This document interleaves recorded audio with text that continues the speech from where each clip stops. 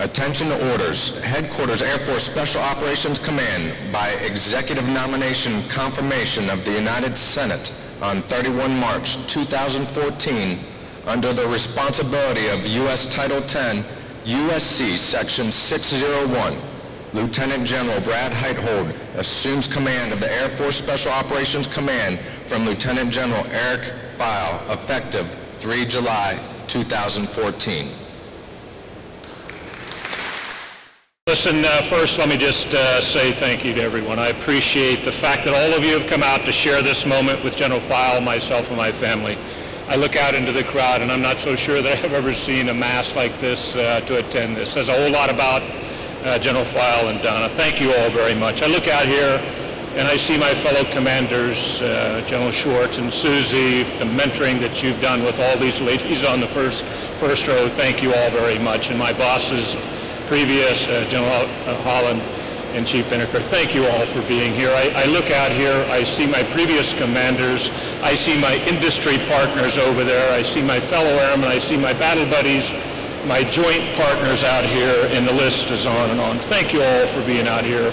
It's most appreciated. Our industry partners, I see many of you over there. Thanks for the tools that you provide these great airmen to do the jobs we have to do. And thanks for making time to come out here. It's especially nice to have the community leaders out here. I know that there is a representative of Congressman Miller out here. Thank you very much for what you do up there in the Capitol. I have been there on and off with the Congressman several times, and I'll get a little bit more time with him. I appreciate all that you do, and the local leaders that create the kind of environment here in the panhandle of Florida where airmen can thrive, whether that's on the education side of the house or the security aspects. Thank you for what you do, and we'll have time to talk a whole lot more. General Welsh, I tell you what, I'm humbled by your confidence in me to serve the men and women of Air Force Special Operations Command.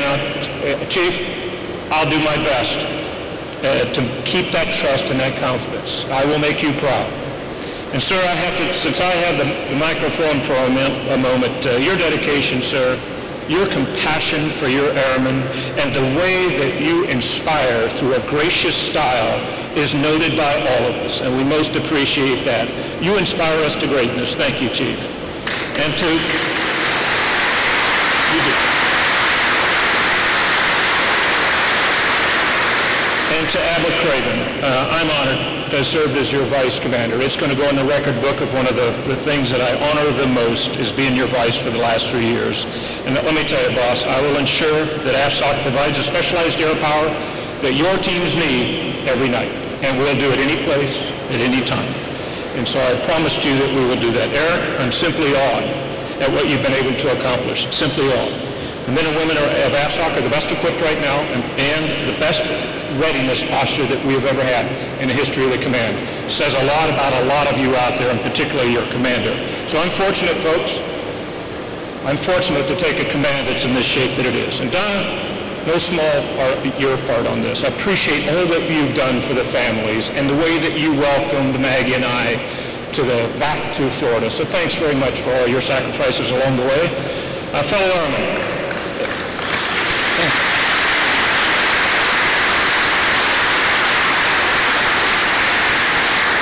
As was mentioned, my wife is in the crowd, Miss Maggie. She'll step right in behind Miss Donna, and we met in 1974, and I was a two-striper like many of you standing out there in a formation.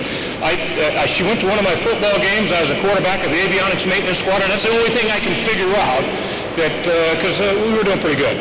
And at that point in time, a couple years later, we were married in 1977. 37 years later, here we are. Never would have thought that we'd be standing up here on this stage in this position that we're about to take. We had a duffel bag in the back of a 1967 Mustang and drove from Holloman Air Force Base to go to school. And that's the way it all started. So, honey, thank you for sticking in there for this tour as well. Mom, Dad, listen, I learned one thing from my mom. Well, I learned a lot of things. The biggest thing I learned from my mom is erase the word hate from your vocabulary. If I said the word hate, and I don't care what sentence it was in, if I said I hated cantaloupe, I got pop in the back of the head. I don't like cantaloupe, but I'm not allowed to say I hate it. I don't hate anything. It was bred into us early in life. And Dad's contribution, if you will, to my upbringing was, if you want something bad enough, you got to work for it. And his only regret is he didn't work harder in life. Let me tell you what, my dad worked awful hard in life. But he taught us to work for it. And so he did. Fellow airmen, now I understand that you won't care much about what I know. Okay, I know that. But you do want to know how much I care. And until you know how much I care, you don't care what I know.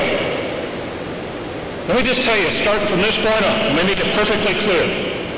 I deeply care about this nation. I deeply care about the institution called the United States Air Force, and I sincerely and deeply care about each one of you. And it ain't going to take long for me to prove that to you. Now, 1 minute. I know it's hot out there. I'm going to prove it to you early on that I do care about you. This is going to be real short. There's a couple of things, 3 things I want you to think about as we go forward. The mission is paramount. Our national leaders, from the president on down, value Special Operations Forces.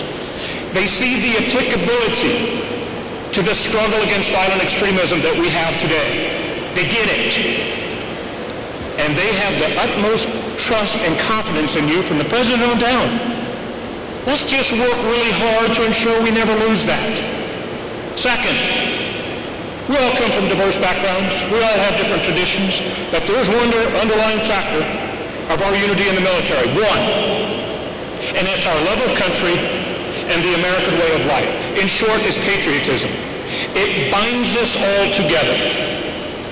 So let us not focus on our differences, but let us serve together as a team to crush those who would do harm to our country and to our cherished freedoms and our way of life. Last, excellence only happens, folks, when you plan for it and when you work at it. It's not by accident.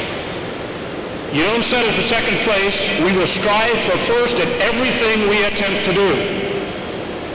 We don't condone mediocrity, and we don't settle for status quo. So let's do our best. All right? That's all I ask. Let's sing loud, let's work hard, and let's live happy. To the 1%ers out there in the audience, God bless all of you. Those of you that stood up, 1% of this country that stood up to defend the rest of the 99%. Thank you for your contributions. God bless each and every one of you, and God bless and protect your families as well. Thank you. I am a proud servant of yours.